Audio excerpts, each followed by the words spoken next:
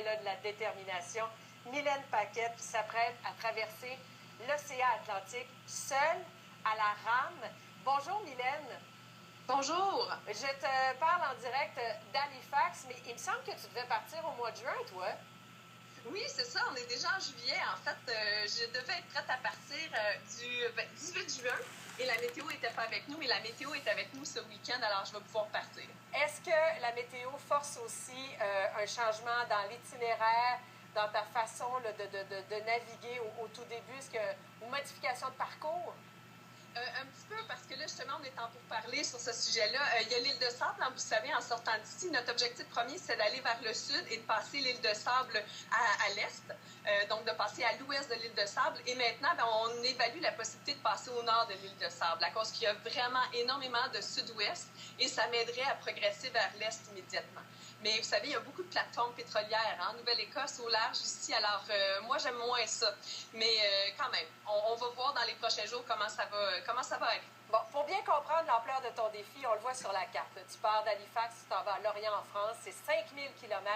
Et ça, tu fais ça seul, à la rame, dans le bateau qui est juste derrière toi sur les images que tu nous montres ce matin. La coquille jaune, là. Oui, c'est ça, dans le bateau que vous voyez ici. Donc, c'est un bateau qui est insubmersible. Il y a 2 cabines complètement étanches. Et moi, je m'installe au centre entre les 2 cabines pour ramer.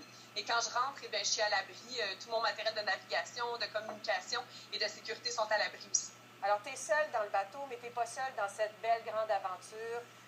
Il y a des écologistes, des scientifiques aussi qui vont surveiller tout ce que tu vas ramener comme données. Est-ce que ces gens-là vont naviguer près de toi ou tu es vraiment, vraiment seul au monde dans la mer à ce moment-là? Donc, je suis vraiment seule au monde. Moi, je pars avec une tâche d'effectuer d'enregistrer les sons de l'océan, environ 8 heures par jour. Je fais ça en partenariat avec l'ISMER. Alors, j'ai un travail de chercheur amateur durant la traversée et je leur ramène ces données-là. Si j'ai des questions, quoi que ce soit, je peux communiquer avec eux par Internet, via téléphone satellite ou par téléphone satellite tout simplement. Mais normalement, je suis toute seule dans l'embarcation. Et c'est la même chose pour mon équipe au sol. Alors, je suis seule sur l'océan. Si j'ai un problème technique, un problème de santé, un problème avec la météo, si je dois déployer des efforts nécessaires pour réparer quelque chose, mon équipe au sol peut m'aider à distance, mais ne peut pas venir à proximité. Bon, tu l'as déjà fait, ce voyage-là. Tu n'étais pas seule à ce moment-là. C'était une équipe de 6 rameurs. Est-ce qu'il y a des choses que tu as hâte de revivre, hâte de revoir? Puis après ça, dis-moi ce que tu crains le plus dans ton aventure.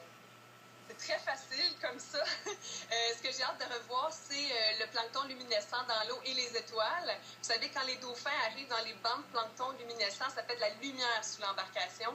Nos coups de rame dans l'eau font des espèces de spirales luminescentes. C'est majestueux, c'est magnifique.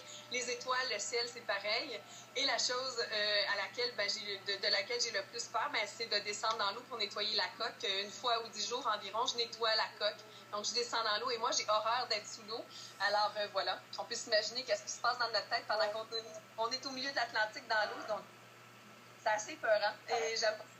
Rappelle-moi donc pourquoi tu fais ça. En fait, au départ, quand j'ai découvert la rame océanique, je me suis dit, aussitôt que j'ai vu un bateau à rame océanique, j'ai su que j'allais le faire. Et quand plus je lisais sur le sujet, j'ai trouvé ça cool, j'ai trouvé que les rameurs avaient du fun. Donc, c'est pour le fun à la base, mais c'est aussi pour mieux me connaître et tout. Et c'était une patiente de l'hôpital Sainte-Justine qui m'avait dit, pendant que je pensais longtemps, depuis plusieurs mois, elle m'avait dit que nous, les adultes avec qui, moi en particulier, je savais pas ce que c'était que de me battre, je savais pas ce que c'était que d'être confrontée à baisser les bras ou pas. Donc, après cette rencontre-là avec cette patiente-là, je me suis dit, il faut que je fonce dans mon rêve et puis que j'aille au bout de cette possibilité-là. Combien de temps tu vas dormir sur le bateau? Comment ça va fonctionner, ton horaire? Je vais ramer par des quarts de travail de 3 heures environ. Donc, j'espère ramer entre 3 quarts par jour à 4 quarts, donc entre 9 et 12 heures par jour. Il faut faire attention.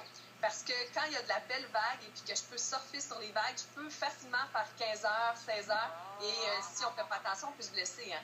Alors, il faut vraiment que je sois rigoureuse là-dessus. Pas trop et pas assez non plus. Alors, si tu réussis cet exploit, Mylène, et tu vas réussir, j'en suis convaincue, on le voit dans ton visage, la détermination, puis le goût aussi de relever le défi. Tu vas devenir la première personne de l'Amérique du Nord à accomplir cette traversée en solo.